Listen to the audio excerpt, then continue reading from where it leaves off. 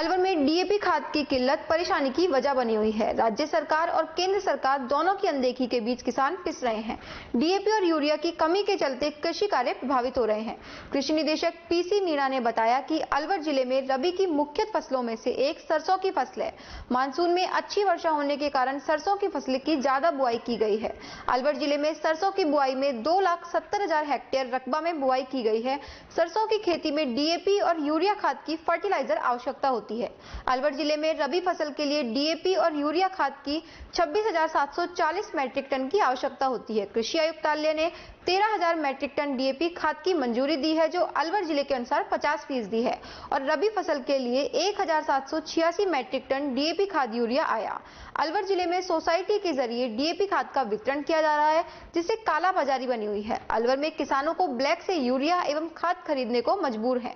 Private societies के जरिए DAP खाद यूरिया किसानों को मिलता है, जिसकी कीमत 1,200 रुपए। अलवर जिले में पर्याप्त मात्रा में खाद होने के कारण किसानों के पास नई मुसीबत खड़ी हो गई है। जहां एक और वेयर हाउस में काफी मात्रा में डीएपी खाद यूरिया स्टॉक में रहता था, वहीं आज वेयर हाउस के गोदाम खाली नजर आ रहे हैं एवं किसानों को डीएपी खाद यूरिया ब्लैक से खरीदने को मजबूर है। रबी सीजन की हम जहाँ तक बात करते हैं, वर्तमान में सरसों की बुआई का कार्य चल रहा है और आने वाले समय में रबी का और दूसरी अन्य फसलों का भी बुआई का कार्य होगा।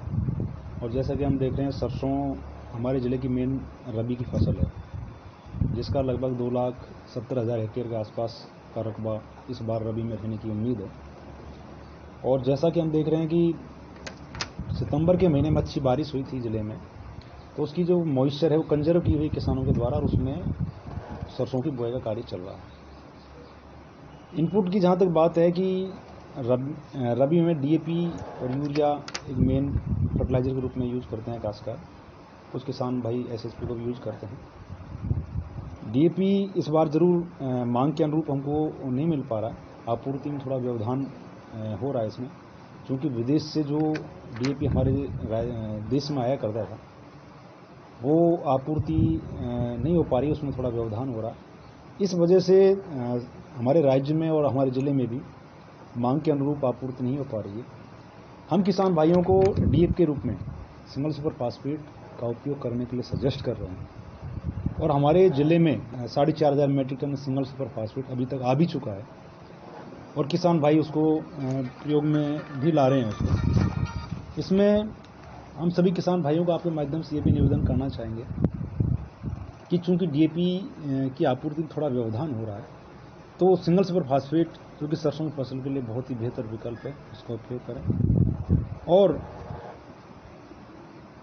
मेरा यह मानना है कि एसएसपी डीएपी से भी फार बेटर है, क्योंकि इसमें सल्फर भी होता है जो कि सरसों की फसल के लिए आवश्यक है। तो सरसों की फसल में डीएपी की बजाय यदि सिंगल सुपर फास्फेट का उपयोग करेंगे तो ज़्यादा बेनिफिट होगा। तो हमारे ज़िले के लिए रबी सीजन के लिए हमने 27,000 मैट्रिक टन डीएपी की मांग की थी, जिसके अगेंस्ट में हमको 13,000 मैट्रिक टन का लोकेशन आयुक्तालय से हुआ है। और उसके पीछे कारण यही है कि चूँकि विदेश से डीएपी की आपूर्ति में व्यवधान आ रहा है, इसलिए हमारे ज़िले का लोकेशन भी कम हुआ। और 13,000 मैट्रिक टन का जो अलोकेशन किया है, उसके अगेंस्ट में 1,786 मैट्रिक टन डीएपी हमको रबी में मिल चुका है। और आयुक्तालय के द्वारा बराबर इसकी आपूर्ति के ऊपर निगरानी रखी जा रही है। बेहतर से बेहतर व्यवस्था बनाए रखने के लिए सरकार और हमारा कृषि आयुक्तालय दोनों प्रयास कर रहे हैं। प्रयास ये रहेगा कि जो जितना डीएपी अथवा एसएसपी हमारे ज़िले में आ रहा है, उसका बेहतर से बेहतर मैनेजमेंट हम किस तरह से करें, ये हम और हमारी टीम पूरी तरह से इसमें काम कर रही है। सर, अच्छी बारिश हुई है, सरसों का आप बढ़ोतरी बता रहे हैं, तो पहले के अकॉर्डिंग सरसों का कितने रकबे में हेक्टेयर में सरसों बुआई की जा रही है? हम जैसे बात करें, गत वर्ष लगभग 2,30,000 हेक्टेयर के आसपास सरसों का एरिया था, और हमारा ऐसा मानना है कि इस बार जो बारानी क्षेत्र जिसको हम कहते हैं वो भी कवर होगा, क्योंकि उसमें मॉइस्चर को कंजर्व किया हुआ है किसान भाइयों के द्वारा। तो इस बार हमारा ये मानना है कि लगभग 2,70,000 हेक्टेयर के आसपास तक का सरसों का एरिया रहने की संभावना है।